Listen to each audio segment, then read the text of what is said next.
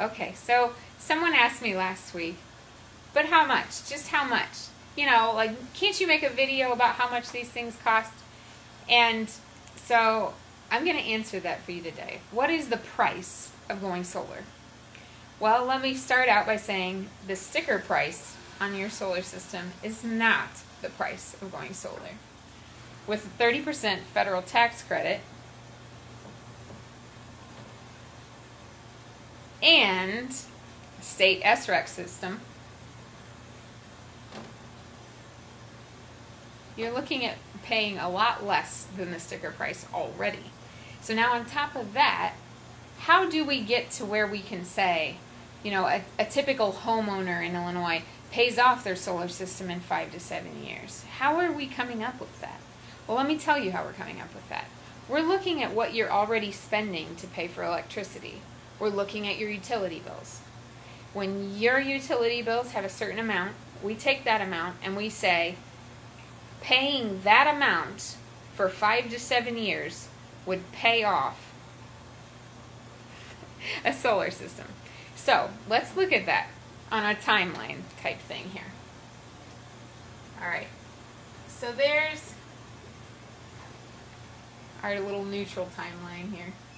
Make her pinker. And let's say that here's 5 years. So for 5 years, you're making these payments right here to the bank to pay for your solar system. At the end of the 5 or 7 years, whatever it is for you, this is paid for, but the electricity doesn't stop. The payments stop, but the electricity keeps going, which means that the money that you were paying stays in your pocket and becomes an asset for you. Now you can reallocate those funds into something else. Perhaps you have a kid getting ready to drive. Perhaps you have a kid getting ready to go to college. Perhaps you're having a kid.